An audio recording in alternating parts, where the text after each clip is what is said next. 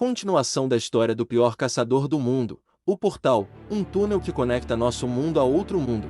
10 anos atrás, após o portal ter aparecido, o mundo passou por muitos acontecimentos bizarros. Um exemplo disso são os caçadores. Seu nível de força permanece o mesmo, mesmo depois de se tornar caçadores. Sung também passou por isso, se tornando um caçador, mas sua força foi apenas suficiente para o ranking E, mesmo sendo mais forte que a maioria dos humanos. A diferença entre ele e os outros ranking era ampla. Aqueles que recebem o poder de atravessar o portal para destruir os monstros, e fizeram disso sua profissão, se chamando de caçadores. Às vezes, atrás do portal, pode haver um monstro sinistro, desesperador, que aparece do nada. Sung pergunta ao chefe se ele vai ficar bem. O sangramento dele não para. O chefe diz que não há nada que eles possam fazer por agora. Não concorda? Ele só trouxe 3 curandeiros porque pensou que acabariam rápido a dungeon. Um foi atacado de forma tão brutal que não restou nada dele. O outro está em estado de choque e acabou daquele jeito, pedindo ajuda e dizendo que quer viver. Até uma curandeira de ranking B como a Jorê provavelmente nunca passou por nada assim antes.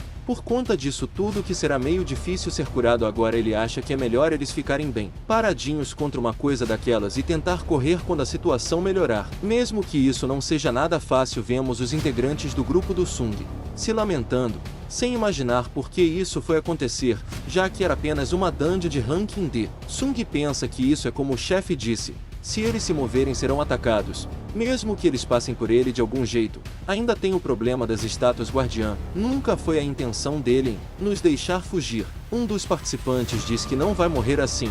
Ele finalmente se juntou a uma guilda grande, então não pode morrer aqui. Pensamentos de como fugir passam a milhão em sua cabeça. O chefe grita perguntando o que deu nele e fala para ele não se mover. Mais determinado, ele fala que é isso aí, ele consegue se acontecer algo errado. Ele confia em sua velocidade. Deu até vontade de dar risada do iludido. Ele diz que vai passar pela porta em um instante, sai em disparada. Ele corre a toda velocidade, dando investidas rumo à saída. Quando ele está se aproximando, ele fica confiante que irá conseguir. Até dá uma risadinha. O Deus Guardião daquele lugar já começa a carregar seu ataque devastador. Todos se chocam com o ataque que está por vir. A rajada de energia foi tão poderosa que só restou seus pés como lembrete. O Deus do Tempo não vai deixar escapar nada ali. Mais um CPF cancelado. A galera entra em desespero com a real situação deles. Outros não quiseram nem olhar. Sung fica puto com tudo isso. Ele fala que essas coisas podem nos matar na hora que quiserem. O chefe diz que para eles é mais fácil que esmagar um inseto. Sung sabe que eles poderiam aniquilar todos eles sem pestanejar. Mas o que está segurando eles? O chefe não sabe. A estátua não mata, mesmo tendo poder para tal. É diferente dos monstros que atacam os caçadores cegamente na primeira oportunidade. Eles começam a analisar a estátua guardiã que ataca quando se aproximam da porta, a estátua gigantesca que dispara raios quando você se move. Eles têm um padrão para atacar. Isso mesmo, Sung. Eles têm um padrão.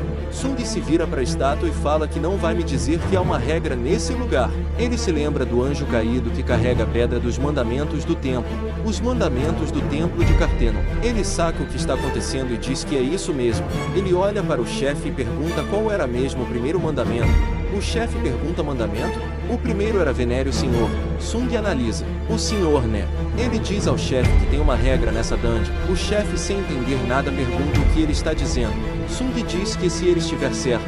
O chefe já grita falando que ele está louco.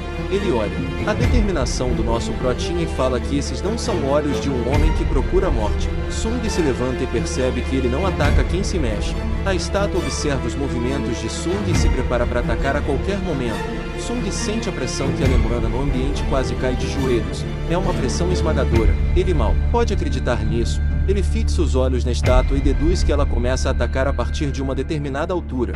Ela está esperando só por uma brecha para sapecar o moleque. Finalmente Sung descobre o significado do primeiro mandamento. Ele grita para a equipe toda e pede que eles se curvem para a estátua. Os caras perguntam se ele enlouqueceu. Outro diz do que ele está falando.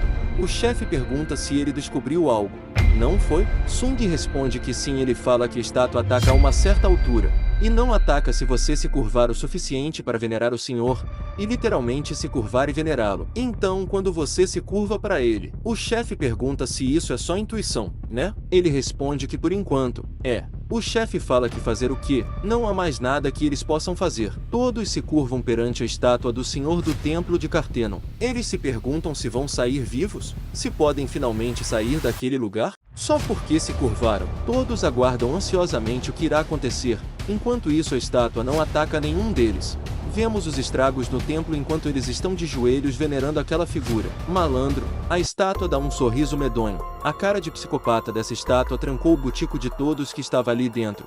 Um dos homens pergunta o que tem com aquele cara. Sung nota que a expressão na estátua mudou. Ela está sorridente, quase como se estivesse satisfeita. Eles se perguntam quantos ela atacou antes e quantos ainda estão vivos. Sung se pergunta por quanto tempo eles terão que fazer isso. Um dos manos diz que parece que ela parou de atacar e o outro repreende dizendo que sem chance. Eles falam que acham que ele vai tentar algo diferente agora? Será que vai ficar tudo bem agora que nós curvamos para ele? Um dos caras fala que se ele se levantar assim ele vai morrer e ele fala para eles olharem, falando que os ataques pararam. É verdade, ele não está fazendo nada. Não pode ser. Será que acabou mesmo? Diz um dos caçadores. Eles ficam alegres em pensar que sobreviveram, que irão viver. Ao contrário dele, Sung sabe que não, que ainda não. Do nada eles sentem um tremor muito forte. A estátua está se levantando do trono. Com uma cara mais sinistra do que nunca, a pisada no chão dela faz com que o chão afunde. Os caçadores perguntam se ainda não... O chefe grita pelo Sung e pergunta se ele não tem mais nenhum plano. Aterrorizado, Sung fala que mesmo que ele pergunte. Enquanto isso, a estátua vem na direção deles. A expressão de sorrir não sai do seu rosto. O chefe pergunta se ele realmente não tem mais nenhuma outra ideia. Ele responde que também não sabe o que fazer. Vemos a estátua erguendo seu pé gigantesco na direção deles, e dá uma pisada que destrói tudo ao seu redor. O baque é tão forte que todos perdem o equilíbrio. Finalmente o Sung lembra que essa dungeon tem suas próprias regras. A primeira era venerar o Senhor. A segunda era louvar o Senhor. Ele diz que essa tem que ser a solução. Confusos eles se perguntam se tem que orar? Se for para orar então, um dos caçadores fala para deixarem isso com ele, já que ele era membro do coral da igreja. Se for cantar e orar, ele consegue. Segurando a cruz do seu colar, ele começa a fazer sua oração. Enquanto ele ora, vemos a estátua cada vez mais próxima. Observando a situação, Sung vê que isso não vai prestar. Os caras perguntam se isso não está funcionando. Parece que ele está se movendo. Mais devagar, Sung diz que não. Cada vez mais perto, vemos a estátua levantando seu pé novamente em direção ao caçador que está fazendo a oração. Vai dar merda isso aí.